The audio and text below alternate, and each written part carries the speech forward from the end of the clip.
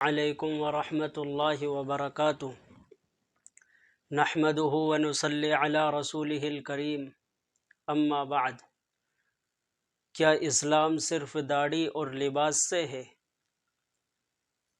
بعض لوگ جو مغربی کلچر، مغربی ثقافت، مغربی تہذیب سے متاثر ہیں، جو یورپ اور امریکہ کے نظام کے دل دادا ہیں، جو گویا کہ ایک طرح سے یوں کہیے کہ جو یورپ اور امریکہ اور ان کی تہذیب کے غلام اور باندی ہیں، ان سے جب یہ کہا جائے کہ اپنے چہرے کو سنت رسول سے سجا لو، جب ان سے یہ کہا جائے کہ اپنا لباس سنت کے مطابق رکھو، تو وہ اعتراضاً یہ عرض کرتے ہیں کہ ان ملے سلوں نے اسلام کو صرف لباس اور داڑھی تک محدود کر دیا۔ کیا صرف اسلام داڑھی اور لباس سے ہے؟ ان احمقوں کے جواب کے طور پر میں ایک حکایت عرض کرتا ہوں۔ حکایت یہ ہے کہ کسی زمانے میں لوگ علامت اور پہچان کے طور پر شیر کی تصویر اپنے ہاتھ پر رکھتے تھے، لہٰذا ایک شخص نے یہ ارادہ کیا کہ میں اپنے ہاتھ پر شیر کی تصویر رکھوں۔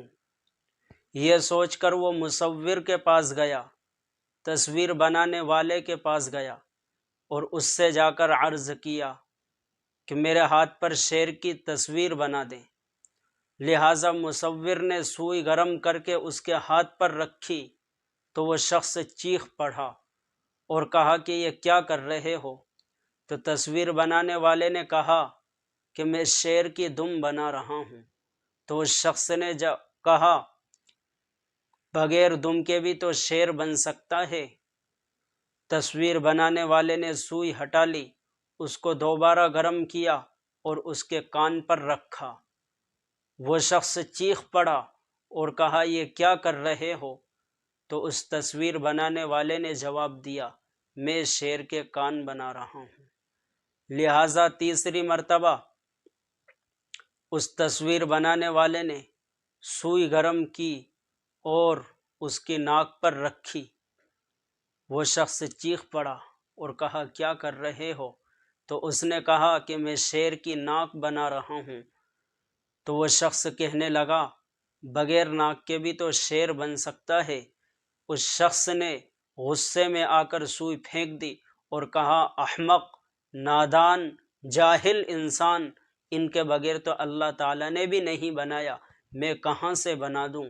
اس مثال سے عبرت لے وہ حضرات، وہ لوگ جو سیکولرزم اور لبرلزم سے اس درجے متاثر ہیں کہ جب ان سے علماء عرض کرتے ہیں کہ چہرے کو سنت سے سجا لو اور تن پر لباس سنتی لباس رکھو، تو کہتے ہیں کہ ملوں نے، ان علماء نے اسلام کو صرف داڑھی اور لباس تک محدود کر دیا۔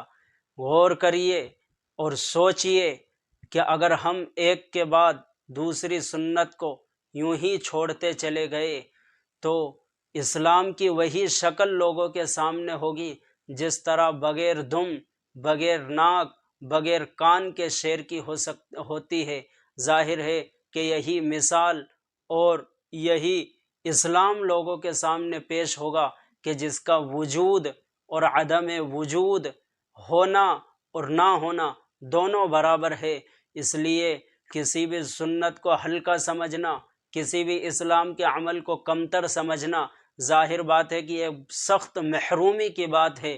اس لیے شاہ یعقوب صاحب مجددی رحمۃ اللہ علیہ فرماتے ہیں کہ اگر کوئی شخص سنت کو کمتر سمجھتا ہے تو یہ سخت محرومی کی بات ہے، اور ایک اہم مسئلہ یہ ہے کہ اگر کوئی کسی سنت کو کمتر اور حقیر سمجھتا ہے، ایسے شخص کے ایمان کا مسئلہ ہے۔ اس لیے ہم کو چاہیے کہ ہم اسلام کے کسی بھی عمل کو، کسی بھی سنت کو کسی بھی مستحب کو کمتر نہ سمجھے، تاکہ یہ نہ ہو کہ اگر ہم کمتر سمجھتے گئے تو ایک کے بعد دوسرا، دوسرے کے بعد تیسرا، اسی طرح چھوڑتے چلے گئے تو اسی طرح مثال ہوگی جس طرح اس شیر کی جس کے کان اور ناک اور دم نہ ہو، اور اسی طرح اس کے دوسرے اعضاء نہ ہوں، تو اس کا ہونا اور نہ ہونا برابر ہے۔ اسی طرح اسلام کی صورت ہوگی۔ اللہ ہم کو اس سے بچائے، آمین۔